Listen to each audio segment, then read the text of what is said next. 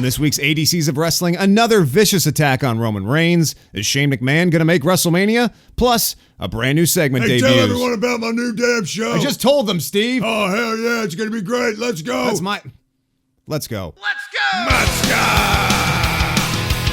Oh, hell yeah. Are you ready for a show with questionable wrestling impressions by a guy I know? Yeah. ADC.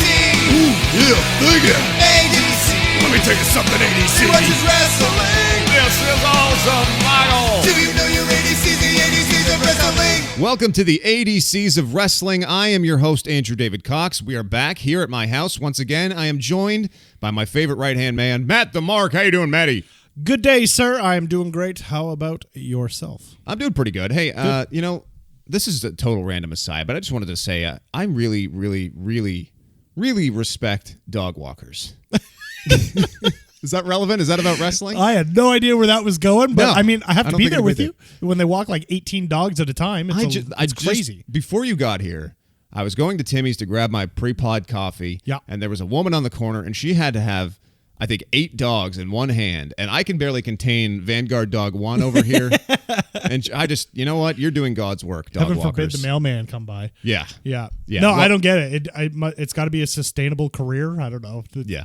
You're getting $10 a dog. I don't even know how it works, but it's too many dogs. It's impressive. Yep. Well done, dog walkers. So should we talk wrestling? I don't know. Yeah, we probably should. I don't even not- know why I did that. I think I just chased away a bunch of people like Teddy chases away the mailman. So confused how that started, but hey, whatever. Yeah. Okay. Hey. All right.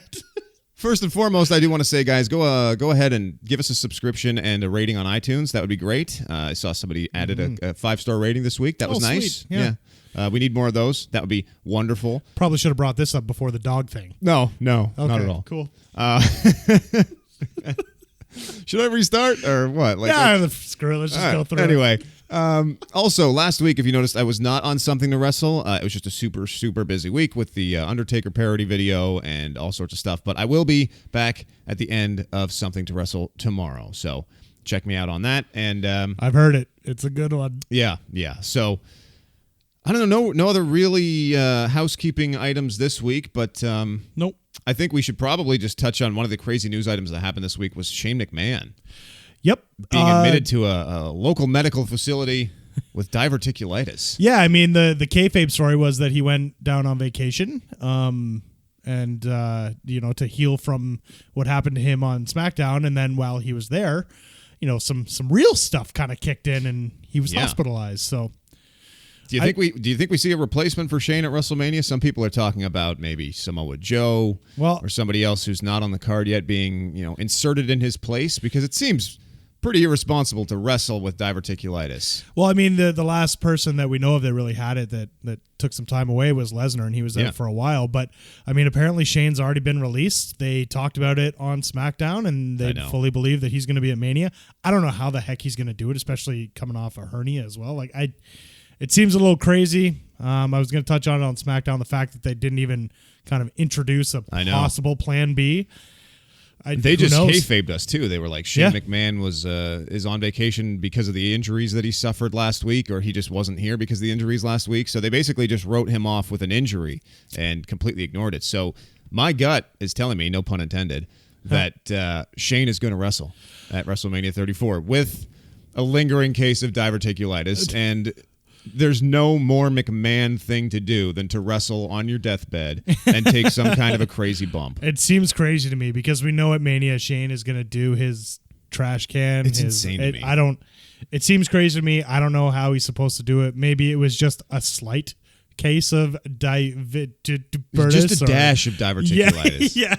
I don't know. It seems nuts to me. I don't know how he's going to do it, but all the power to him if he wants to try and kill himself in front of millions of people. I don't know. It seems crazy to me. I don't know how much I can endorse this or enjoy this if this guy is really legitimately putting his health at risk. But I guess it's his body. It's his temple. He can do with it as he pleases. And and he would have to get clearance for it too, right? So if they're telling him, but go he's ahead. McMahon. It's not hard to get clearance, right? He just says, hey, I'm going to wrestle. And well, like, yeah, okay. Yeah, but I mean, he took a ton of time off for his family. So I think if the doctors was like real life doctors were saying, maybe you just skip this one. I think he would, but the real life doc, not like those fake WWE doctors. Yeah, well, just shut up. You know what I mean?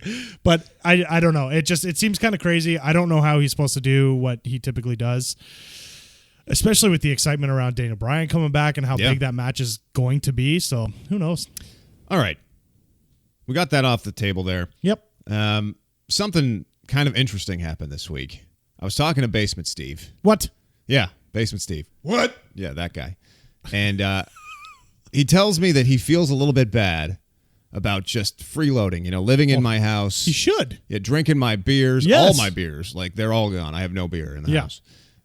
Using our water. Although he's not really even paying rent right now. And, I mean, you're a millionaire with lots of cash.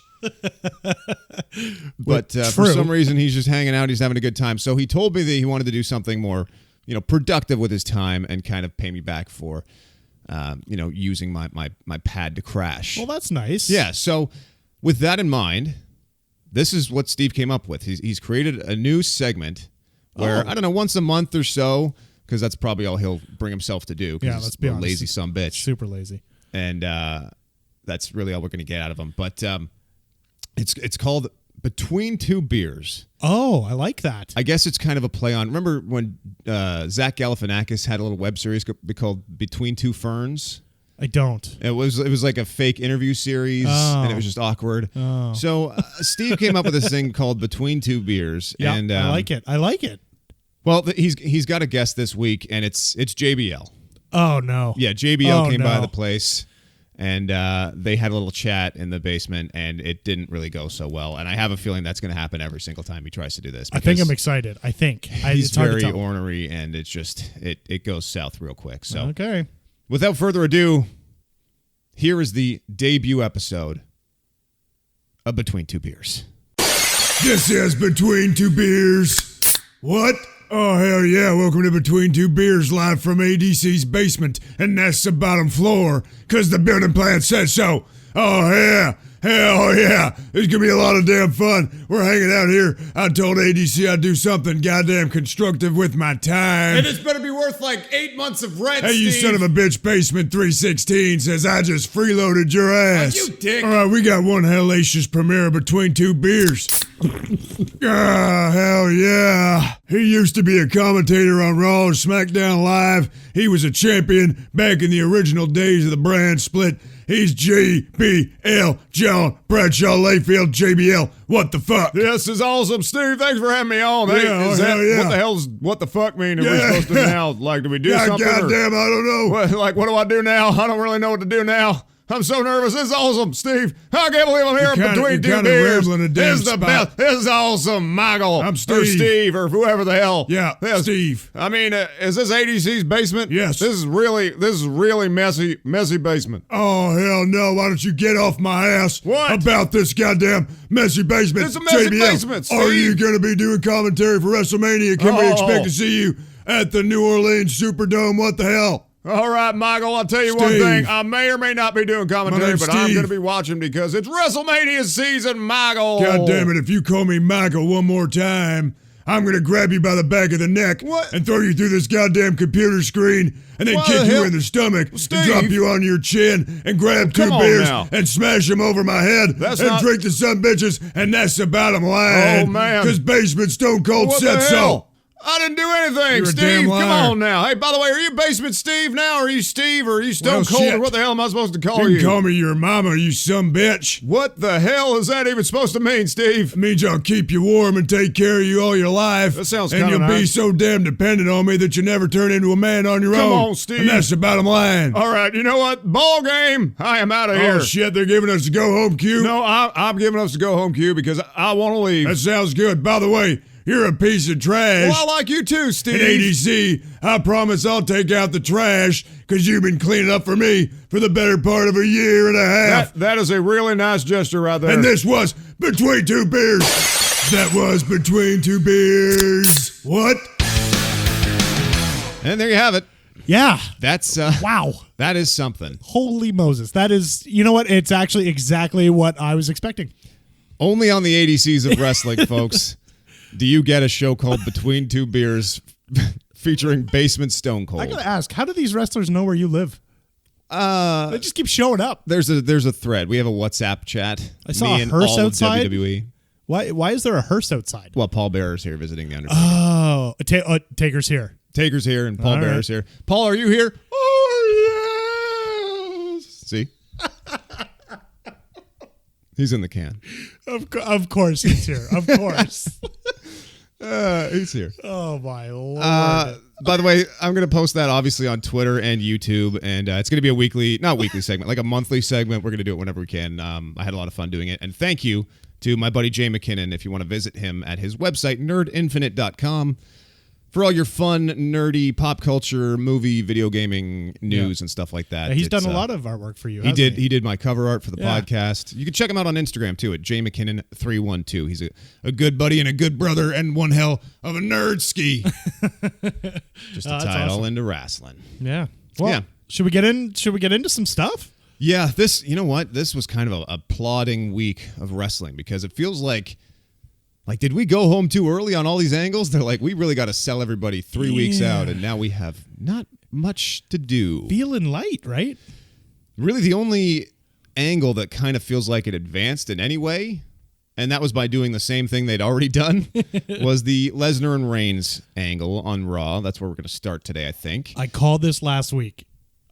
I know you don't like this. Yeah. I wanted him to stay away. Come out, beat him up, and stay away. And I said last week, don't just come out and have Paul Heyman spew a bunch of words that we've already heard, and then that's it. And it's exactly what we got. I didn't know the beatdown was going to happen, but it's exactly what we got.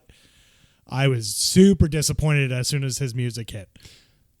Speaking of music, I learned this week that Paul Heyman has apparently no idea what Roman Reigns' theme music sounds. Oh, yeah. Duh. He's got that music. Da, da, da, da. Yeah, you know what? That might have been the best part of the whole segment, actually. He also has a strange fixation on his father, and I don't really get where he's going with that because he keeps alluding to all this stuff with Roman Reigns' dad was Sika, blah, blah, blah. And I don't know. Are they doing that to try and build Roman up, though? Like, give him this legacy? Yeah, I guess so. I don't know. You really don't like the Paul Heyman promos. I get what he's doing. He's fantastic at speaking. I've said it before, but they do get really long-winded, and by the end of it, I really don't quite understand where he was going with them sometimes. It's just really interesting. It's a ton of rambling. Speech and rambling. It was 15 minutes. That first segment took 15 minutes, and 12 of them, maybe 13 of them, were Paul talking. Yeah. It's too much. I mean, obviously they were playing up the fact that Roman Reigns somehow was not here, even though he had said that Brock never shows up. But that was because of this, suspension and stuff. I'm laughing because I was like, wait, isn't that Kurt's job to just come out and say someone's not here? Yeah, exactly. Paul Heyman did pretty much my Roman Reigns impression, too, where he just did that hang loose thing. He was like, I'm already here, bro. I'm always here. Yeah. But let's talk about the actual engagement of these two. I felt like Roman showing up got a decent reaction. I liked the way he showed up. His music didn't hit or anything. He slowly, injuredly. Gingerly? Just the way he strolled in kind of from the back. I thought that was the right way to do that, at least. I think the audience responded nicely. They kind of had that little swell of applause or cheering or that buzz when he was showing up, and you knew something was happening. Yeah, you knew he was coming from somewhere. It's just, I like that it took a while to get to it, though. Yeah. It ended with some physicality. We got a stair shot to the head. Yeah. A couple of those. Yeah, pretty stiff ones, too, actually. Do they do that now? Like, I know that chair shots are banned. There's no headshots with weapons or anything, but the stairs to the face, is that a thing now? Are we doing that now? Or is that just because Brock is Vince's boy? Maybe. I don't know, because I was trying to think of any other time we've seen chair or stair shots. It's so hard to say. That's hard stair shots. Yeah. And I don't think we've seen anything to the head like that, at least. It's normally like shoulder or body, but these were pretty well directed at the face. I was taken aback. I was like, oh, that was straight up weapon to the face. But even the chair shots, they were to the back, but man, they were stiff. They were, and you know what? It's enhanced by the fact that Roman Reigns was not wearing a full-blown flak jacket. yeah, which was cool. So that garners a little more sympathy for this guy who usually is dressed like a SWAT team member. And then it ended with the F5 on the ring steps. That was a decent visual. Cool then Brock spot. standing on it like a podium after, to claim his prize. The only problem I have with this is they're really telegraphing where this angle is going. Like for Lesnar to beat him down so hard 2 weeks in a row. Yeah. And for Roman to be coming out and talking about how you're never here, I'm always here, showing up after suspension, even though he's injured. I mean, the only place that this can end up is with Roman being knighted one more time at WrestleMania. This time it's going to stick, pal. He's the champion. Well, and what we know really, at least from what I've seen, is that Lesnar's not scheduled for anything beyond Mania. He's not on any promo. He has no dates set. He essentially doesn't have a contract. Is that where we are right now with the status of Brock in WWE? That's everything that I can find is that Brock is not being advertised at any house shows, pay-per-views, nothing. So, I mean, cool. They're telling the story, but it's hard to. I don't want to say it's hard to believe the story because it's wrestling, but it's hard to believe the story when we know that Roman's going over at Mania. So, yeah, I don't know. He really pretty much has to. Yeah. This story to me was better when Brock wasn't in the picture. I love that he came out and did the beatdown and there was no talking or anything last week, but them coming out this week and talking about it just really slowed it down for me. Let's move from one former UFC talent and possibly future UFC talent to another in Ronda Rousey. Yeah. This video package they did, man, with Steph and Triple H was so really, good. really something fantastic. So good, yeah. I was thinking for a while, I'm like, do we really need a video package to hype up Stephanie McMahon and Triple H? But then they started doing all the stuff where they're like, man, to come back and then lose to an executive, boy, that's embarrassing. Yeah. That's going to be tough to come back from. I loved even the part where Triple H is like, this is our world. And then it cuts to Steph doing like the royal queen wave with Triple H smiling beside her side. It was so good. And they cut it together perfectly. The music they use in the background is perfect. Even showing them working out, because like if you follow them on social media, very often they post videos of themselves at 2 a.m. working out, and not just like running on a treadmill, like doing the stuff that was in that video package. Ronda made a funny comment about how they're like personal trainer fit, they're personal trainer tough. Yeah, that was a good comment. That was actually a pretty good comeback. I mean, she doesn't deliver it the best, but it was the right scripted. But words. Just seeing Stephanie McMahon, with this personal trainer and doing all these like steps with her, they're on all fours or whatever she's doing. Yeah.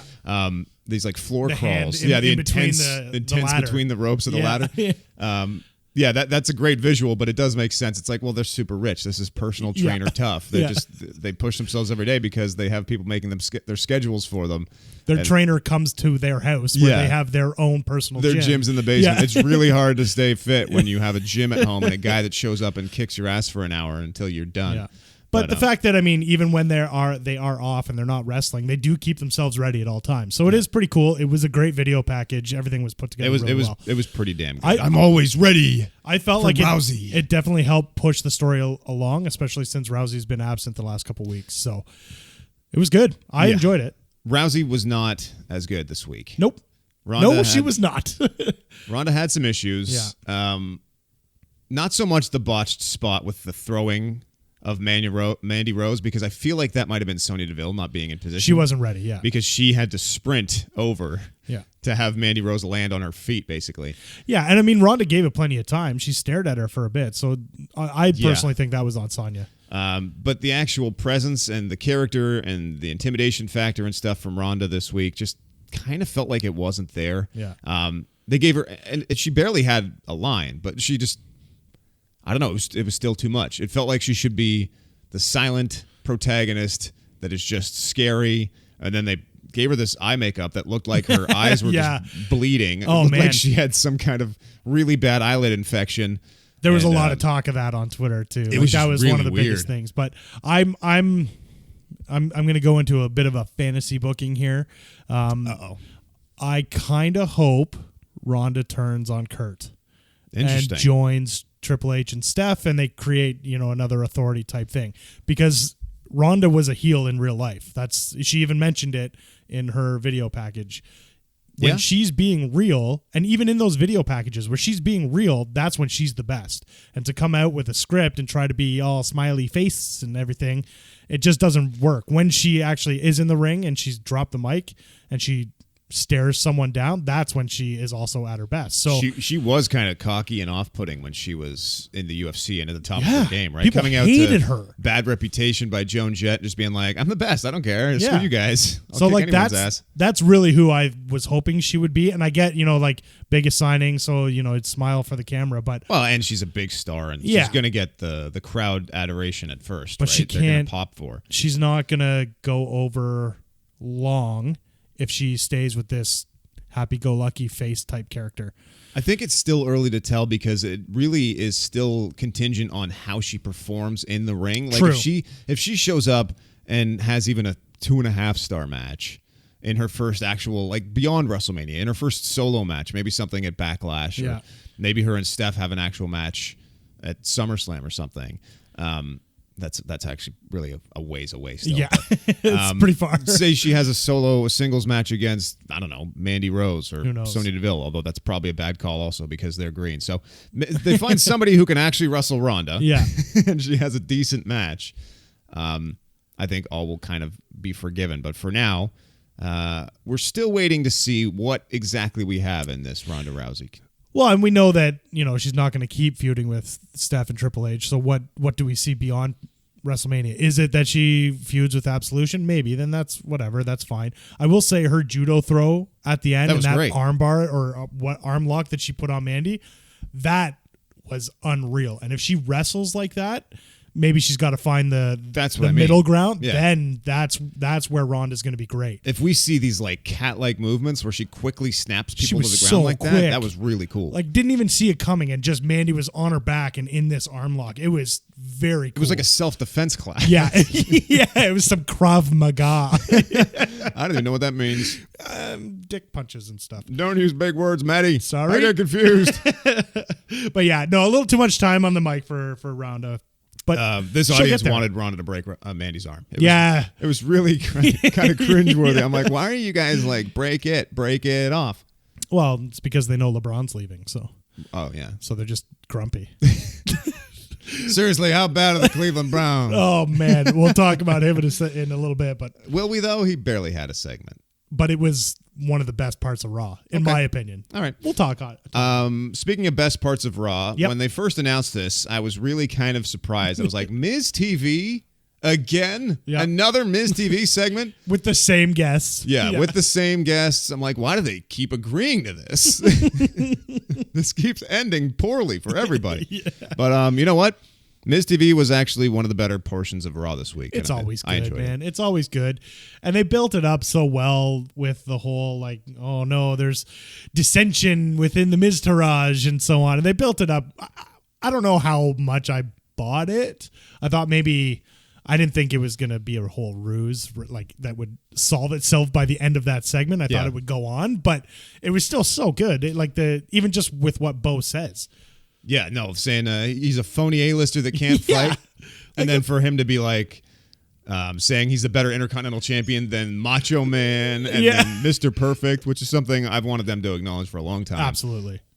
I've always thought that was a kind of a great idea for a feud for them coming out of this, for Miz to say that once and then it turned into an actual feud. But they kind of blew that. Man, how much does Bo sound like Bray, though? I know they're brothers. I thought that, too. But, man, when he was talking, I was like, God, what? I thought he was about to just be like, follow the buzzards. Run. No. Follow the Miztourage. But I even, and again, Miz was completely on point where he looks at him and he's like, maybe you should go, Bo, leave back in catering. I was like, come on. Because Bo didn't create that. Miz is just ripping on the writers. It's always just a hit with Miz. It doesn't matter what it is. He turns it into gold. I do, because he's brilliant. He's brilliant on the mic. I love it. I have a friend at my place of employ. Oh. Who has an encyclopedia-like knowledge of wrestling. You may have heard of him on the old Top Turnbuckle show. His name was Chad the Dad Too Bad, or the Chad Cyclopedia. Yes. And he did challenge me once to ask you to name one match that Miz actually carried in the ring. And I was like, I can't ask them that because you can't. No, because there isn't one. But that's not what makes Miz great. No. Sometimes it's just WWE is just characters and story, and that's what we like. Absolutely. He puts on good matches, though. He will storytell in his match. He's not the best wrestler, but he tells a good story. He's not even a great wrestler. No, exactly. Really, he's barely even a good wrestler. But his character is what makes him the best. Yeah. Speaking of good wrestlers, though, Seth came out, obviously, and Finn came out. I want to talk about, because it's the ADCs of wrestling, and why wouldn't we talk about this? Yeah. Seth really overwaters his hair. No, come on. It was like Netflix out there. It was so much streaming down his back, water just pouring off of him. The dude wore a raincoat in the shower and then came out. Like, you could see it dripping down his back. Like, just run a comb through it or something real quick. He always does this. He's always just like, look at all this water in my hair. Yeah. I mean, I guess if you're going to be out there for an hour, you don't want it to be too frizzy by the end. Yeah. Listen to us two bald guys talking about wet hair. It's all jealousy. But yeah, no, it was a little bit wet. Yeah, Seth, go ahead and just tone it down. Oh, nice. I like what you did there. That was good. By the way, he had normal pants on, so there will be no song this week. Yeah. Normal pants! I'm wearing normal pants. They are just black and red. There are no flames on them. Check out my normal pants. Sometimes you got to make life choices, and I realized this week when I was looking at my computer and I just made a song called Normal Pants that I've made the wrong ones. Oh, my God. Normalpants.mp3 exists on my computer, and I hate myself for it. You should go outside every once in a while. Outside is overrated. It's rainy. Yeah. It's raining lately. No, I go outside a lot in the summer. I'm actually worried about the podcast come summertime, because how am I going to cut the grass and stuff with all this extra stuff to do? We'll just get you a lav mic, and we'll just do it on the fly. Yeah, that'd be perfect. Mower of lawns, yes. Yeah, exactly. You can be out there on your chair of wheels. Yeah, I almost bought this segment of Miz TV at first, and then I was like, oh, okay, it's all a ruse. This is quite fun. Finn Balor was out there just smiling awkwardly again, obviously, and I don't know. Not much else to say about this. Yeah, it was good. You know what? I will say that I wasn't really excited for this. I mean, it was going to be good because of who's involved, but I wasn't super excited. But actually, after seeing Seth hold the belt and then Finn hold the belt, I was like, damn, either one of these guys would look good with that belt and be fully believable. So yeah. I'm bought into it now. I'm excited for the match. I'm excited to see if Miz will retain or if someone else is going to carry it, because I think either one of Seth or Finn could really use it at this point. One thing I do have to say, though, is, oh, yeah, you don't want to call out Macho Man. Yeah, the cream of the crop. Yeah, the real best intercontinental champion. Yeah, bigot Miz. Ooh, you piece of shit. That's weird that Macho Man was here. Yeah, he just divulged into vulgarity at the end there. Yeah. So. Sasha and Bayley had a little brawl on Raw. Who's the heel here? Well, it's supposed to be Sasha. Is it? But yeah, I kind of thought the same thing, because for Bayley to say, yeah, you know what, how long did you keep it? Great comment, by the way. It's great, yeah. Ouch, that hurts, burn, all that stuff. But you kind of almost can't blame Sasha for getting mad, because this has been a slow burn. I was really hoping for that big moment that we got going into WrestleMania where Sasha really turned heel and did something really mean and really attacked Bayley. And it seems like we're still going to have to wait on that, and maybe it happens at WrestleMania. I don't know. It's 50-50. This would have been... It's been so long that this has been going on that people wanted that it just almost doesn't even matter anymore. No. This was an easy WrestleMania match that everyone would have been excited for because of their history in NXT and the match that they put on there. So I just don't know why it took so long for this. Frankly, I don't even care about it anymore. It's who's heel, who's not. It doesn't matter. I liked the little brawl backstage. I thought it was entertaining stuff. That was good, but it's going nowhere. All we're going to see, maybe they have a match on the go-home show next week. Ooh, awesome. And then they're both just in the Battle Royal. The only way it makes sense is if in the Battle Royal it comes down to the two of them. This week was so just go-homey. It was like the most go-homey show ever. Yeah. And we still have a go-home show to go. So hopefully they do something more fun next week. I don't know. Braun beat Sheamus. Come on. We did not see that coming. No. I never thought that would happen ever. Yeah. The only thing I really took away from this was that they actually gave Sheamus a lot of offense, and Coach made a comment about how now the bar know that they can hang. Yeah. I feel like we're going to actually get a partner for Braun Strowman. Yeah, and I think that's the wrong call. I honestly do. Yeah, well, a WrestleMania moment would be Braun Strowman beating these guys for the tag titles and really owning both by himself. And I know you hate that and you think that ruins the tag division, but where? Get your damn baby bottle. Yeah, Manny. I mean, I definitely do think that in terms of the division, but you're right. Like that is it's a story to tell of WrestleMania. Like it's something that could kind of be in the history books where one guy took down a team. I do like that they let Cesaro have some offense. They let Sheamus have some offense. So you could legitimately think, okay, maybe Braun can't beat the champions by himself. He could beat everyone else in the division, but maybe not the Bar. So I thought from the very beginning we were going to see this guy with a partner. I was hoping that was what's going to happen. I don't care who it is. It could be someone terrible like Kurt Hawkins, whatever, right? It can be him for all I don't know. Just it seems stupid, but in my mind, I'm just like, he needs a partner just so it feels legit. Otherwise, it's just a cool moment, which is face the facts. The Bar is about to get these hands. Man, he is so over right now. He is, but it feels like it's tailing off a little bit. So they need to do something big, like maybe having him win the tag titles by himself. Well, yeah, but the other thing is like this stuff has started so far out from Mania that everything seems to be losing steam. That's kind of true. So I guess if we had to, we could talk about more potential partners for Braun. This is kind of my fantasy booking again. One that I kind of missed last time that is really the most possible obvious one and the most awesome option available would be a returning James Ellsworth. Yeah. You get the pop for that derpy little bastard coming out at WrestleMania, and then you kind of get like Braun winning the titles on his own. Exactly. With the requisite partner being involved, and it just being James Ellsworth, who just kind of goes out there, gets punched in the face a few times, doesn't really help, and then Braun wins the match. Hey, James beat AJ 3 times, so he can step in and hang with the Bar too. Duh. Another great returnee. That really popped you, right? Just the duh. That was good. Another great returnee would be Neville. A guy that's been off the radar for a while.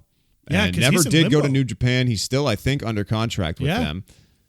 And, there's been rumors for months that he was coming back. He's not coming back. He's coming back. So, I mean, that's actually, I didn't even think of that one. That's actually not a bad idea. In terms of the little big kind of tag team, I mean, we've seen a million of them over the years. But, like, a guy like Neville. But Neville can hang, right? Like, he's so good. He's amazing. And I just feel like I'd like that, actually. That's pretty cool. A mean Braun and a semi-mean Neville still. Like, maybe not quite the king of the cruiserweights, Neville. But, like... He'd almost have to be different because he can't be heel face, right? So yeah, I think you'd have to be more of a baby face again, but you'd have to still have that mean streak. Oh, for sure. In the Neville character that we had last year around this time. He's the little monster. Yeah. And I like that. I don't know why I like that. A third option would be, I don't even know this guy's medical status right now, but adding a little bit of crazy to Braun's crazy would be the lunatic Friends Dean Ambrose. Yeah. Bring back Dean. Dean and Braun seems like kind of a fun duo that could do some crazy stuff. Like Braun could just flip a truck and then Dean could just like, I don't know, rough his hair up and act like he's driving it because he's a dumbass. That's interesting too. I don't know how you do that with what they were doing with the Shield. Well, I think you kind of have that built-in feud of like Dean coming back to take on the Bar because they have unfinished business and helping Braun out. Be like, you know what? You don't like this guys. I don't like these guys. Let's do this. Braun, you know, I can hang with you guys. We'll kind of do this thing and that's it. Yeah, no matter who he's with, and even if he's by himself, I guess, I think the only way that this is interesting and works is if it doesn't get revealed until Mania. Until he's out there, the three of them are out there, and he gives some silly promo, and here's my partner. Yeah. That's the only way I see it working. Yeah, I just thought in my head of guys that would get a good pop. Dean would get a good pop. People miss. He would. Well, and Dean was recently pulled from an Access event. Yeah. And people don't know if that's because he's ready and they're kind of keeping him hidden, or if he's re-aggravated his injury somewhere. Right. So. Right. It would be really bad if he just showed up in the Andre Battle Royal, like just walks down the aisle with all those other guys who were like, oh, by the way, 5 minutes into the match, Dean Ambrose is out there. Yeah, we didn't even notice. It's like Tatanka last year. We were like, wait, what? Yeah. Is that 2 years Dean? ago? Is that Tatanka? Was that wasn't he in it last year? Oh, no, that was 2 years ago in Texas. You're right, yeah. Okay, let's move along. Yep. Kane, D-Crush versus John Cena. Oh, God. In a no-holds-barred match, no DQ match. Yep. Really, this just makes me want to talk about the third hour of Raw in general and how they've sort of turned this into this experimental hour where they're like, nobody really cares. Nobody's watching. Let's just put John Cena and Kane out there and a glorified house show match. Like they can do some kind of half-cooked house show hardcore spots and have some fun. And they can be clunky and slow and awful, but people will still enjoy it because there's plunder and it'll be fun and whatever. Is it not weird to think that this is kind of late in the evening and kind of a long match for a guy who's running for mayor in Tennessee in Knox County? Like, the guy's campaigning right now. He's doing events and stuff. And meanwhile, he's wrestling on Raw in a Falls Count Anywhere, whatever. And like, I'm just watching him like do the suplex. And I was like, God, dude, stop it. You're running for office. Like, Knoxville County will pay for its transgressions after I put John Cena through this table. Yeah, it was, I don't know. It was kind of a fun match. It was a fun match. It's, but Kane is blowing up a little bit. And I mean that like a balloon. Yeah. He's getting a little bigger. Like he's not blowing up like getting tired, although I'm sure that's happening too. He looked tired at the end there, but I mean, it was like a 15-minute match, 20-minute match. Like it was kind of crazy. Also, I'm going to sound so judgmental here, but John Cena somehow in the last like 2 years has really aged like 5 years. Yeah. I don't know what happened.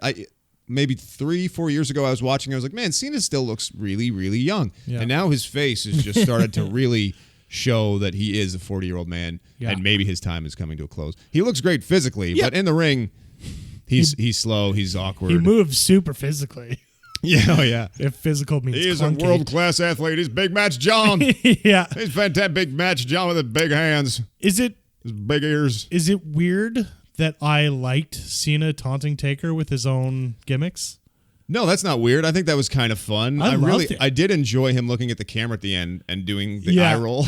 Yeah, and all the memes we got out of it. Yeah, that was great. A lot of funny pictures on Twitter now of John Cena's face with a really awkward perspective and a big nose. But even just like when he did it in the ring, he lays a choke slam. He does the sit up as well. Like I kind of liked all that, and I think this shows like a bit of a heel almost Cena. Sure, I mean it's the antagonization of the Undertaker to try to call him out, which makes sense. Taker's been trolling people for years. We know that. Yep. You know, according to ADC's YouTube page, we know that he's been trolling everybody.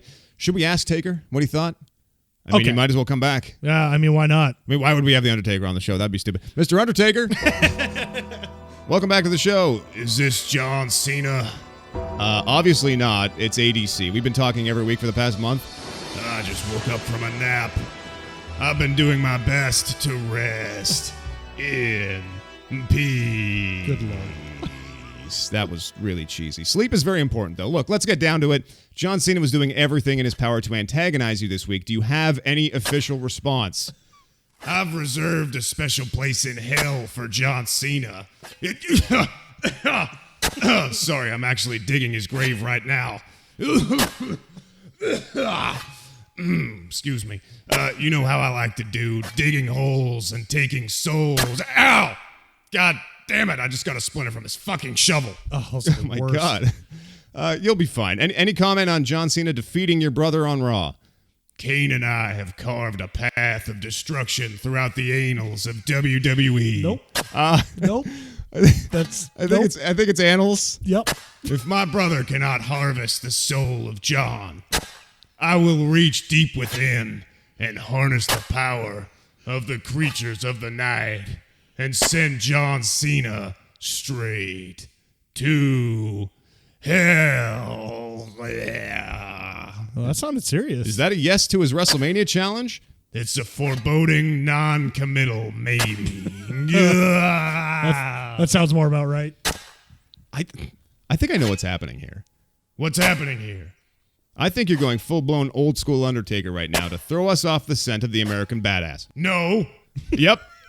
I caught you red-handed or purple-handed. See, get it? Nuh-uh. No, grow up. I think you're going to accept John Cena's challenge, and you will be riding to the ring in New Orleans on your hog, just like you said 3 weeks ago. No way. It'll be druids and lightning and Paul Bearer with the urn and coffins and stuff. Nope. Liar. You're a liar. I think we're about done here. Is there anything else? Yeah, you got to Band-Aid this splinter of straight fire and brimstone right now. Nope. See you next week. This segment's over. Rest in Ow, this thing is a real bitch. It's the Roman Reigns of superficial flesh wounds. Goodbye. Big evil out, you bit. Where the fuck did I put my bandana? I knew it. He's, wow. Okay. Undertaker was obviously a little preoccupied this week. Yeah. Sounds like he was in pain. Yeah, that splinter was really just lit. Yeah. It was turned up. It was hurting him. I mean, I don't know how we keep getting him on the show. I don't know. But he's non-committal, but committal, but not like He's digging graves just to throw us off the scent that he's going to come out on his motorcycle. Yeah. Well, I mean, that went well enough, right? That might have been the first time I've read that since I wrote it yesterday. What do you mean? Since you wrote what? Nothing. Let's keep it kayfabe. Let's move on to some of the bigger stories from SmackDown. Okay. If there were any, because SmackDown was pretty non-eventful. Well, I mean, considering the first half hour was recaps of oh no, the US title match. Yeah. Somehow that went an entire half an hour. I mean, the video package, I want to tell you, the video package at the beginning of SmackDown was very good. Yeah, it's fine. But I've started fast forwarding these because I know we're just going to see them again at WrestleMania. It's true. We will. They're literally going to air the exact same package. But it was very good. But the fact that we got till 8:30, or depending on where you are in the countries, a half hour for the U.S. tag title. I'm not going to lie. I was browsing Twitter and I was talking to you and I'm like, yeah, this match is going on. And I looked up and I'm like, wait, we're half an hour in and this tag match is still happening? I mean, but this does take me to my mark out moment of the week. It's my own segment. Anyways, no, Rusev. Like, I loved all of a sudden that he was not part of, like, just getting beaten down by AJ and Shinsuke anymore. Yeah. I love that he was part of something. Get him removed from that scene, I guess. Just throw him in the U.S. thing. Why not? This is going to be probably a four-way. Well, it was. It was. So, and that's what it was. When the match ended and he pinned him, I was like, oh, this is great. Like, this is kind of, maybe they can work him in. And then immediately after break, that's exactly what happens. And then they confirm it later in the show. Tell you something, Matty. It's going to be a Rusev Mania. But I love it. You know what? The fact that Rusev got the spot to make the pin at the end and not Jinder, I think that spoke volumes to me. And we may see him go over at Mania. I think that's the classic throwing you off the scent. Maybe. I think that's the bait and switch. That's the Rusev gets the pin. People get excited again about him. They throw him in the match, and then somebody else can win the U.S. title. Maybe. Let me mark out. Yeah, well, you did, because you somehow bought into a guy getting a pin before the pay-per-view, which is always what WWE does to make you think that they have a chance at winning, and then they don't win. But that's the whole point. We went from him being in the Battle Royal and doing nothing to being on the main card in a title Did he match. actually declare for that Battle Royal? No, he never did, which is what is exciting about this, because that's where just everyone's going. They have nothing to do, so they're going to the Battle Royal. Yeah. Heel like Dolph Ziggler. Exactly. Like, here, let's squash Tyler Breeze, and I'm going to stare at the trophy. Great. Yeah, I'm not going to lie. I fast-forwarded that. As soon as I saw Ziggler come out and Tyler Breeze already in the ring, I was like, I know where this is going. But hold on. Did you fast-forward through Fandango doing his hip thrusts? Yes. To his music when they came back from break, and he's standing beside the trophy, and he's just... I mean, I guess that's entertaining, but I didn't see it. I laughed. I fast-forwarded. I only have so many hours in my day to devote to this WWE wrestling product now. Anyways. Let's talk about Daniel Bryan. Who? Daniel Bryan. Who? Shut up. Okay. Daniel Bryan had a nice little promo segment where he made the challenge. I really enjoyed it. Was he kind of revoking his general managership? It kind of sounded like that's where he's going. It's almost like he's setting it up more than anything. Yeah. But one thing I do want to say about Daniel Bryan is, man, is he polished on the mic. Oh, he's become one of the best promos in the company. It's almost like he's found this way to just not act, quote unquote, anymore, and just kind of be himself. And his promos, even before, everything got real on him and he was cleared, that promo was pretty damn legit. Well, he was easily the best part of Talking Smack. He always found a way to kind of present it as real, even tongue in cheek when he had to.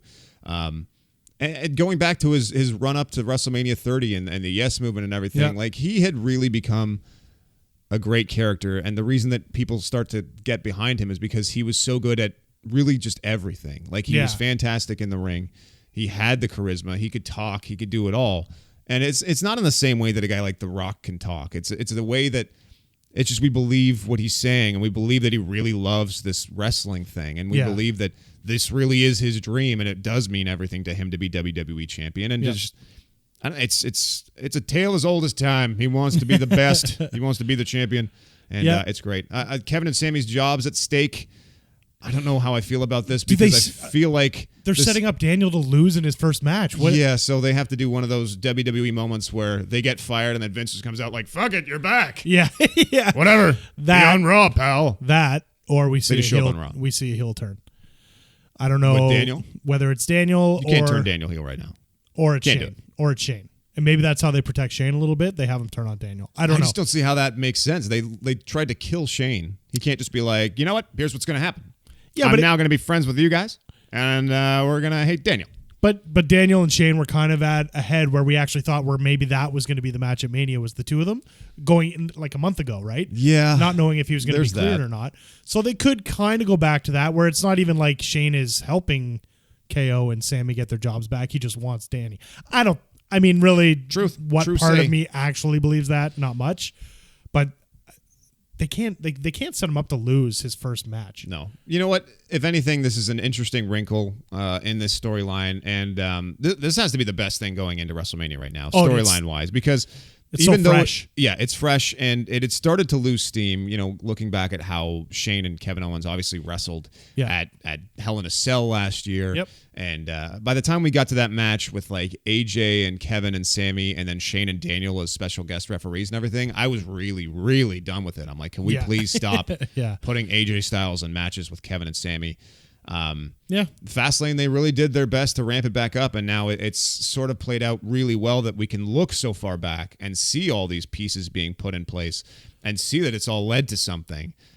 It's like we're at a point where you almost feel like it should be like this all the time in wrestling. It works. Yeah. Like, why can't we do this all the time? Why can't Cena and Taker have set up something, years ago? But although I guess that might be a bad example because they kind of have by not wrestling forever. So that is sort of a built-in angle right there. But I don't know. For me, for sure, this is. I think the spectacle of Daniel Bryan having his first match in 2 years alone is good enough to be the top. I don't know, thing at WrestleMania. His new tee. I kind of want to place an order for that new tee. Yeah, and I was going to say, and he's got that new T-shirt as well. Of course. Man, they came out with that real quick, huh? Already up for sale on WWE.com. It doesn't take long. Yeah. Let's talk about what should be really kind of garnering a little more, excuse me, wow, as a Jesus. Undertaker's digging graves in my throat right now. The build for this WWE Championship match is what I'm trying to get at here. Yep. I'm not getting that big match feel. And I feel like WWE feel like this match should sell itself. But I don't know if you can just be like, you know what? This match is for the indie crowd, the New Japan fans. They know that it's going to be a good match, so that's good enough. Yeah. I don't even care about talking about the Nakamura-Benjamin match very much. No. But it was okay. It was okay. But this feud, and I don't know if it's because Rumble's so far away and we knew this was the way, like, the match it was going to be. But there was so much time for other stuff to happen to build in a WWE storyline as Which well. they didn't do. All they did was they kept going back to this dream match. You want this dream match. We want this dream match. And then AJ brought it up again, and I was just like, I'm kind of over this. Like, it's going to be a damn dream match. I used to be excited for this match at Rumble and for the weeks after. I'm still excited for the match. I think they'll have a good wrestling match, but the story itself, there is no story. The story they're selling is that this is a dream match that WWE 10 years ago didn't believe could ever be important, and now all of a sudden, magically, we're just supposed to care about it. Yeah, and you know what? Even if you look at the New Japan match, there was built-in history there in New Japan between these two guys. There was a story. It meant something, and it culminated to something. This is just going to be like, well, let's go out there, and AJ even said it, we're going to put on a clinic. Yeah. It's like, well, we get it. You're going to have a really good wrestling match, and that's fine. There's got to be somewhere on the card where that's the main point. We still don't know AJ's health status either. I mean, he's fully going, like he's wrestling. He's going to go. Don't know how good how hurt he is. Maybe he takes a break after. It'll be a good match. It really will. I did love the end of the match, though. The match was meh, whatever. Shinsuke was great last night. But he was good on the mic. Yeah. Even, I think WWE screwed up and didn't zoom out when he was doing his facial expressions to show that AJ was too emotional, but he was great on that. And then his fake, oh man, that was so, though he ran up, you knew he wasn't going to hit patted it him on the head. Yeah. No, that was really cool. So that was the other point I had, was just that they sort of found Nakamura's voice last night on SmackDown. I think so. And I wish they had found that like right after Royal Rumble. Yeah. And it could have led to the point where AJ started to feel like, you know what, enough with this trolling and this, you know, you're too emotional and I'm going to beat you, need a face, all this stuff. And to have it kind of culminate in maybe some actual physicality between the two where they're like actually angry at each other and nobody's really the bad guy, but there's this competition between the two. There's this blood feud where they're like, you know what? I'm sick of this way that you're trying to position yourself as better than me and trying to teach me. I don't need your damn lessons. I don't need your life. You know what I mean? Yeah, there could be more. There could be something there really more. could. Because we were very excited. It's what we all wanted. Like we wanted this match to be at Mania, and we're getting it. It just seems like it's just been so long, and it's just like, okay, we just need to get to it at this point.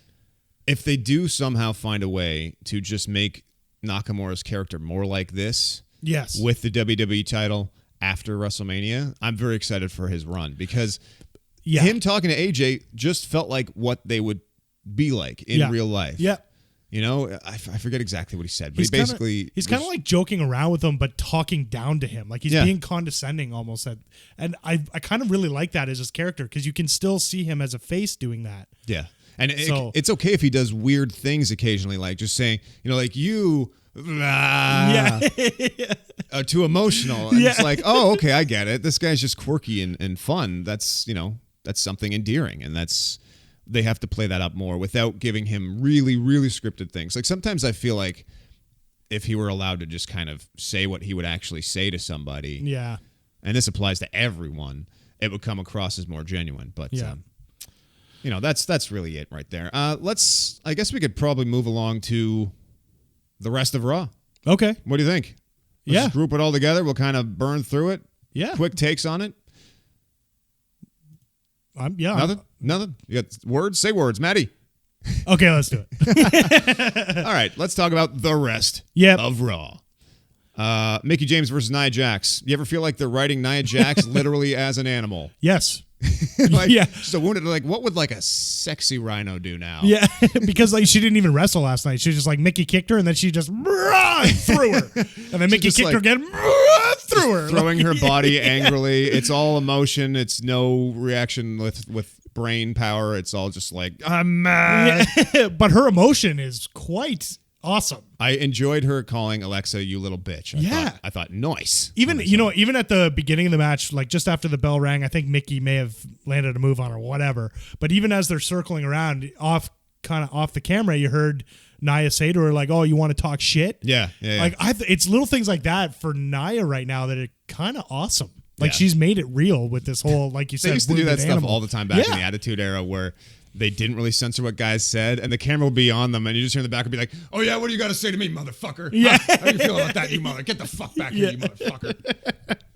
Yeah, I mean it is PG now, but yeah. And then at the end when she's screaming at her, when she does actually finally call her a little bitch, it almost looked like she was going to drop an F-bomb. I wonder if she was close or if she planned that. But yeah. Also, Asuka was in action against Jamie Frost, who said, "Asuka's never seen me. She doesn't know who I am." Touche. Nobody does. Yeah, nobody does, but delivered a better promo than half the women on the actual roster. It was good. I would have liked this match, however, to have happened on SmackDown because I feel like if she's challenging for the SmackDown Women's Championship, even though she's part of Raw, I think it would have been a cool thing in kayfabe to be like, Asuka's here. We're exhibiting her skills. If it were really two brands, it's like, oh, we're just introducing Asuka to the SmackDown audience so everybody gets to know who she really is. I think that would have been cool. Totally agree. I think it was a great squash match. I like that she didn't even do a wrestling move, just kicked her in the head and pinned her. Yep. Loved it. Matt Hardy declares for the Battle Royal. This was kind of a disappointment because it probably means we're not going to get anything more to do with the Broken Universe for WrestleMania. For WrestleMania, no, but we did see Bray at some house shows hugging Matt, and Matt referred to him as a woken Bray or something like that. Interesting. Yeah, he was still Bray Wyatt, but he was woken. They kept up with this Michael Cole dynamic. I guess they're just going to do the thing where Michael Cole just doesn't like it, and Corey he's an old does. Grumpy man, essentially. You know what I think this is? And I can't take full credit for this idea. I've heard other people talking about it, but I think this is kind of that thing where they know that people like stuff that isn't cool, things that WWE think are cool aren't cool. Yeah. and vice versa. So if Michael Cole doesn't like it, we will like it. Yeah, maybe. Because we're like, shut up, Cole, you're stupid. We do like this. I you liked moron. it, you idiot. They still need to shoot Matt Hardy's promos elsewhere. These should be happening like outside the arena or somewhere in a park, like just anywhere with a one camera shoot rather than.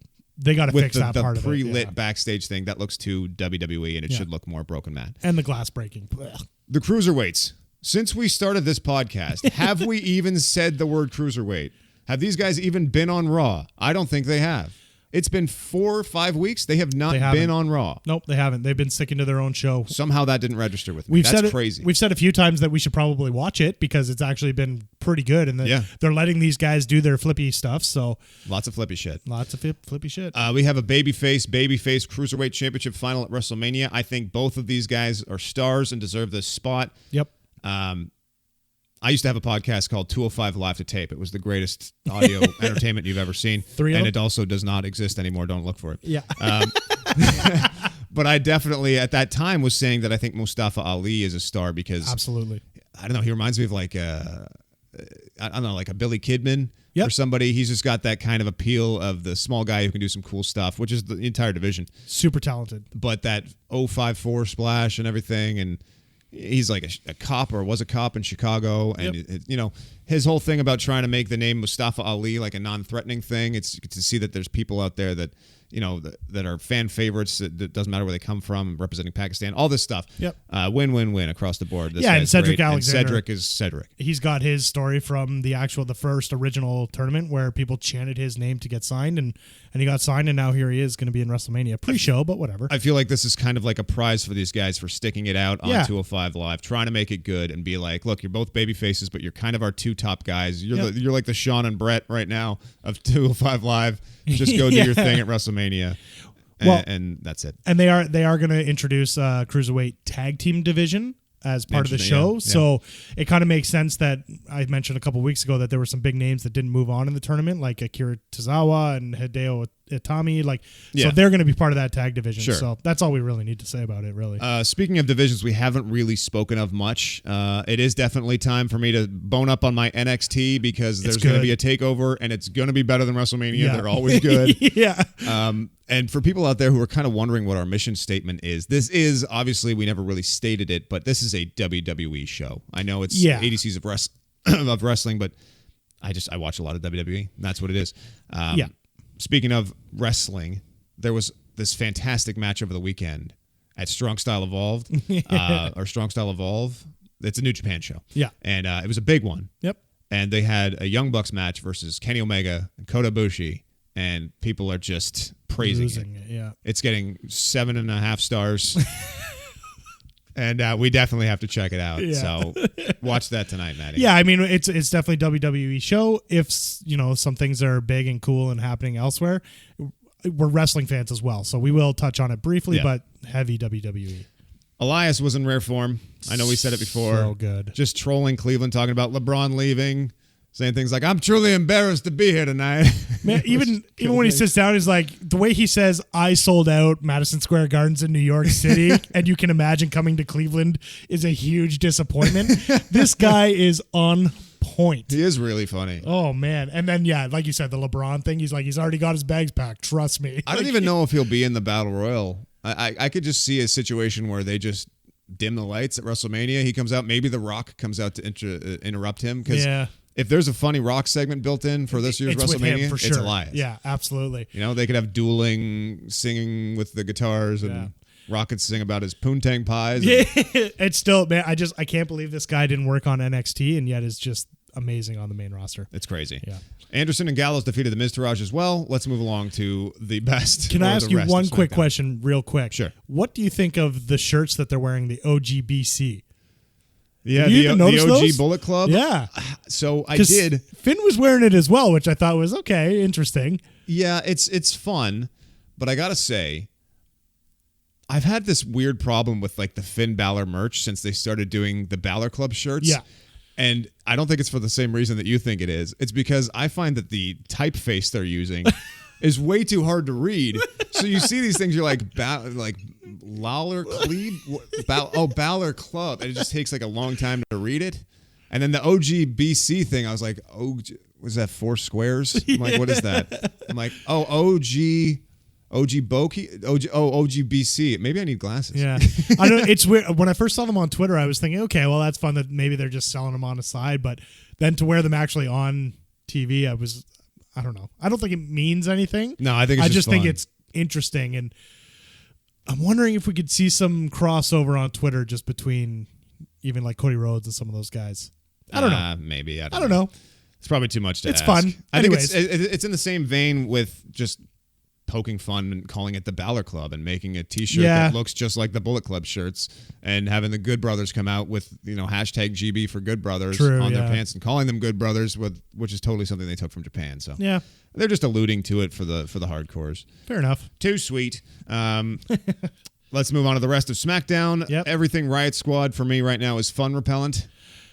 I don't care about them at all. Super weird. She was in the main event and then she was off for a couple weeks and now she's back like nothing happened and wrestling Becky Lynch. And great, they're all in the Battle Royal. Move on. Poor Becky Lynch is a very forgotten commodity right now. Hopefully, after WrestleMania, Charlotte turns heel, which she should have been for months now, and feuds with Becky. That or move Becky to Raw.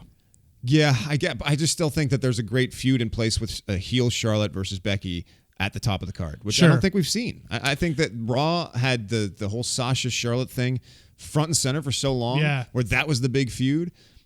But then, like, Becky and Charlotte on SmackDown have always been friends, and there's finally room on that card for a heel Charlotte to be the queen and to have Becky kind of climb that ladder again and ascend again to the top of SmackDown where she was the original champion. Yeah. And be that big baby face because we just haven't seen it. It's a fresh matchup in my opinion. I agree. I just don't know how they do it with Asuka holding the belt and Charlotte not. Well, you could keep Charlotte away from the title picture by having her feud with Becky and then have Becky challenge Asuka after the fact. True. Something like that. I don't know. We've talked too much about Becky Lynch right now. I like Becky Lynch, man. She's straight fire. I was going to say, what about her fire suit that she's wearing? Please, I'm not going to make a fire suit song. Or fire tard. I don't know what it's called. Moving on. Did the New Day take some of the seriousness away from their feud last night by coming out and just being the happy-go-lucky New Day? Or did they keep it serious enough? We liked, over the last couple of weeks, the New Day being a serious New Day. Oh, serious, Biggie! Yeah. And the first thing they come out after, especially being together for the first time since getting beaten down so heavily, and the first thing they do, they start throwing pancakes again. I'm like, enough. The very first thing I didn't get the pancakes thing. I'm like, why are you pancaking people? No, and I don't know. I did like the way they kept pointing at the Mania sign at a jest. That was funny. I'll give it that. It just even the way they stopped and slowly, like that was good. I'll give them that. That was great. It's still fun stuff. The New Day's creative. They're good at being satirical and making fun of the WWE that they're part of. But I just don't see how they got there after being so viciously attacked and then having to, team up with the Usos to take on the Bludgeon Brothers, the Remnants thing that they were doing. That we thought was cool. It was cool. Yeah. And I just kind of think that you have to keep that seriousness. Hopefully they get it back because the Bludgeon Brothers did straight up try to murder them last night. Yeah. Like Luke Harper got a little close. Overhanded swing. Coming down on it like you're at that test of strength game at the carnival. Yeah. Just trying to full out kill people. I mean, for me, matches like this. God damn it, they almost killed the New Day and I would have popped my ass off. Oh, basement. Steve loves that. Steve. Steve would literally cheer if they had killed somebody. Oh, blood everywhere. Oh, hell yeah, I don't mind straight up murder. Okay. Steve, that's really controversial. Wow. Maybe save it for Between Two Beers. I mean, for me, I don't... Check out my show Between Two Beers. We already played it, Steve. Shut up. God, Steve. You shut up. Take out the trash. I will. Sorry. Thank you, Steve. I'm trying to move on here. He said at the end of his show he's going to take... It's still there. Yeah. There's flies around it. It's March. Somehow there's flies. You should take it out. Anyways, matches like that to me lose all steam in any story, especially after the beatdown they took. And it was too telegraphed that, of course, the Usos were going to come out. I was excited for this match, and now I'm just meh. And what I didn't know is actually last night was the first time that they officially made this match happening at WrestleMania. Yeah. They announced the match. Yeah. And I was like, was that not a match? I'm like, this has been a match since Fastlane. Yeah. Anyways, I thought it was official, and then they put the graphic up. Like, oh, this was just made official. I was like, oh. All right then. We've gone far too long on the rest of SmackDown because I think there were only 2 points and we're supposed to burn through it, but here we are. Let's move on Hey. to just 2 tweets. Oh, yeah. The following segment was paid for by the ADCs of wrestling. Hey, yo. This is just 2 tweets. Two tweets. All right, 2 tweet me, bro. Let's do this. Just 2 tweets. The first tweet I'm going to read this week is from Michael L. Brooks at Michael616, but it's spelt weird. Thank you for your tweet. MYCHAEL 616. He says, who gets the honor of being relegated to the WrestleMania pre-show this year? And I thought that was kind of a fun thing. There's going to be at least 3 matches, right? Last year we had what? We had Dean and Baron. We had the Battle Royal and the Cruiserweight matchup. Yeah, which I think it'll be the same. I think the Cruiserweight final will be in the pre-show. And the 2 battles. I don't think both. I think the women's battle will be on the main card because it's a first. You think? Yeah, they need something in there to break things up, and it's important enough since it's a first that they can put it on the main card. They did the first Andre on the main card. It's a 2.5 hour pre-show. So what? Okay. Put another match 3 on hour there. pre-show? They could Starts at 4:30. So honestly, Alexa Bliss versus Nia Jax could be on there. Cesaro and Sheamus versus Braun and his partner could end up on the pre-show. Yeah. I just think it's the 2 battle royals. I think what's definitely going to be on the pre-show is Daniel Bryan and Shane McMahon. Oh, for sure. There's no way that they want a full stadium. Oh, my God. You know what? I could also see the Usos and the New Day versus the Bludgeon Brothers. They can't do that to the Usos again. They could. They can't. Those guys are... I'd be so disappointed. Those guys are pre-show killers, though. They warm the crowd up. They kill the crowd before the pay-per-view. No, they can't do that. Yeah, I don't really know who could. Oh, the U.S. title. That belongs on the pre-show. Take that off the main card. Yeah, you know what? That could be pre-show for sure. Put that 4-way, put the men's battle royal, and put the Cruiserweight Championship on the Okay. on the Yeah, pre-show. I can go with that. I'm good with that. That's a lot of gold on the pre-show, though. The Cruiserweight title and the U.S. title. Yeah, but the Cruiserweight title, I can't see it being on the main card. There's no way. I just don't know how they do the women's battle royal on the main card. I do. Put it after one really serious match where all the women come out and it's just kind of fun for 20 minutes, and then you go into another long, serious match. There's just no meaning to it. Yeah. It's not like it's the Royal Rumble, right? Like it's just But it's just the a battle first, royal. Matty. You're underestimating the fact that it's a first. They're going to want to talk it up. They're going to want eyes on it. They're going to want all the props for doing this for women and how they changed the title and how it's the first ever. It's for women. It's the women's battle royal. It's a big deal to them, and they want that publicity. They did change the name for it and everything, but is it weird that the trophy looks like the female anatomy? I haven't really looked at it. Google it. I'll leave it at that. Just Google it. Why? What is it? Just like a bust? Nope. It's just like a body? Looks like a uterus with some fallopian tubes and a cervix. No way. No Google way. It. Yeah. Let's move on to the next tweet before. No, I'm Googling this You're right now. Googling This it is right happening. now? Yeah. Women's Battle Royal Trophy. Yep. Good luck unseeing. Is this it? Good luck unseeing this? This is gripping podcast radio. No, this is fine. This is happening. This is what. Okay. Good luck unseeing this. Well, I don't see the actual picture cage side seats. I just see a picture of like the fallopian tubes. Yep. They didn't put the trophy on there? No, not that I see. It looks exactly the same. It looks like a trophy cup with 2 handles that come out the side and gets very narrow at the base. Oh, I see it now. Yeah. There's no way they did it on purpose, but damn it. Oh, dear. Yeah, right? Oh, no. Yeah. It does look like it. Yeah. Good luck on seeing this. Says Kate said, all right, good question there. Let's move along. This is from Gingy at Wannabe Web. Is it Gingy or is it Gingy? Gingy? Gingy? Let us know. I'm thinking it's Gingy. Tweet me, at me, if we said your name right the first time, Gingy. Yeah. He says, if you and Matt the Mark had to face off in a match and under a stipulation, what would it be? Very interesting question. Great question. I think to the death for sure. It would be definitely to the death. Yeah. I would straight up murder you. I would bludgeon you, and there'd be blood all over the place. Hold on, why are you winning? Because I'm the host. It's my show. Oh, okay, fair enough. All right, I'm gonna bury you and put myself over. Are you ready to do the job, Matty Mark? Imagine being a jobber in a to the death match. It's like the Hunger Games. You over wouldn't here. get a lot of rehiring. No. There wouldn't be much repeat work. No repeat business there. This is a one-match contract. I think we would have A mower of lawns versus chair of wheels match. Let me guess. I get the mower of lawns. Yeah, I get the chair of and wheels. And the match consists of you laying down and me driving over your stupid face with the mower of lawns. Just carving you into a pulp of massive blood and guts and just destroying my lawn and while feeding it at the same time with your innards. Good Lord. You're really painting a picture here. I might have put some thought into this. That's not fair because I don't get the tweets until we start recording. What kind of a match would you suggest? Well, I mean, I wasn't going to say to the death.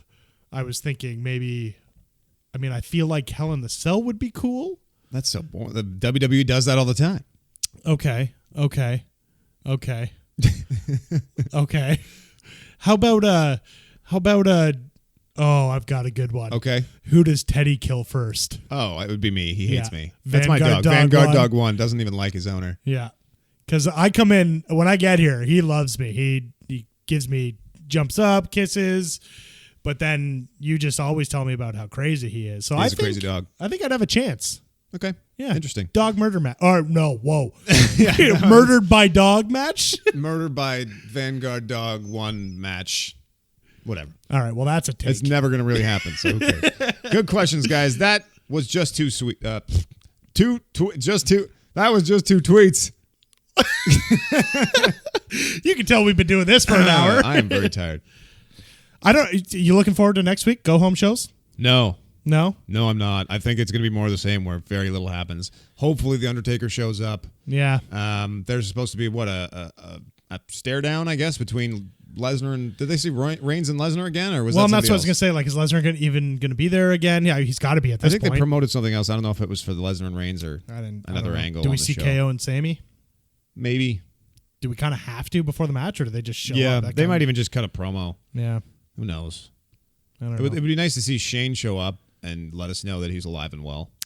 Yeah, even if it's just kind of a backstage sort of promo, I'm fine with that. Yeah. What about next week's show? Some WrestleMania predictions. Let's make it like for sure. Like we'll a WrestleMania special. Yeah, we're going to do a WrestleMania prediction show. It might be more or less the same. We just do predictions at the end of it for the card. Yeah, I feel like after this week's episodes, I don't think the go-home shows are going to be much to talk about. That's true. So we're going to do a prediction extravaganza next week. It's going to be the ultimate ADCs of wrestling. We'll do some predictions, some fantasy booking, have a little fun with it. Yeah. Yeah. Welcome, everyone, to the prediction extravaganza. That's what it'll be like. I like it. I'll say that once. All right, cool. And that'll make it, qualify. Perfect. Also, we're going to try to do a quick recap show after WrestleMania from our friend Ryan's house, Mania Manor. Mania Manor. Where we do a little wrap-up discussion. That way we won't have such a hard time trying to fit Mania and TakeOver and the Raw after and the SmackDown after into one show next Wednesday or Thursday. It'd be kind of cool if we could record like small segments during the show. Like, I feel like that might kind of ruin the viewing experience. I just want to be done with it. We've seen the show. We enjoyed the show. We get the experience, and then we talk about it for like 15, 20 minutes. I got to work the next day. Fine. Let's just do whatever you want to do. It's my damn show. What? Steve, this isn't your show? No, that was my Steve Austin impression. Oh, that was your... me. Yeah. Damn, dude, that's actually pretty good. You sounded just like him. Thanks, man. I do pretty damn good, Steve Austin. Damn. It's not bad riding that's the bottom line because Stone Cold said so and all that shit. Do you do any other voices? No. That's it. Oh. Interesting. Yeah, tweet the show at ADCs of Wrestling. Tweet me at Andrew David Cox. I'm also on Instagram under that handle. You could go to youtube.com/Andrew David Cox. Lots of good stuff out there. Hey, I have a Facebook page too, by the way. Follow me. It's at ADC Voices, Andrew David Cox, all that stuff. Yeah. Find our stuff online, I'm only on Twitter. Matt the Markiest. At Matt the Markiest. Hit me up. Yeah. Let's chat. Yeah. Anyways, that's it for me. I'm good. I'm done. I guess that's it. Yeah. All right, we'll see you next week for a Mania prediction special, you guys. Ball game. Peace. What the fuck, man? 2 packs of Band-Aids, please. Are those the waterproof kind? I need the waterproof kind.